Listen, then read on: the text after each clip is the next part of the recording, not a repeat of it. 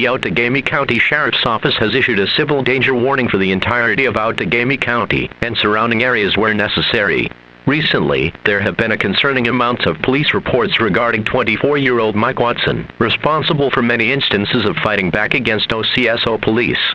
The OCSO is advising that all citizens stay inside of their homes and do not leave under any circumstances, as this individual has been confirmed to be armed and extremely dangerous. It has been reported that Mike Watson has attempted to break into many homes in the 6,000 area and is currently driving a white 1996 Ford Bronco that has been reported stolen by its original owner. We advise that everyone in the Outagamie and Horton areas to stay inside their homes and remain indoors until the coast has been confirmed clear by officers of the Outagamie Sheriff's Office or the Wisconsin State Patrol. We recommend that you close all of your curtains and lock up your doors, and block them up as well, if possible. Mike Watson has been described as a 5'7", 24-year-old male, wearing blue jeans, a white hoodie, black hair, and has been seen armed with a Glock 18. We will return to normal broadcasting momentarily. Thank you for your cooperation. Stay inside, and stay safe.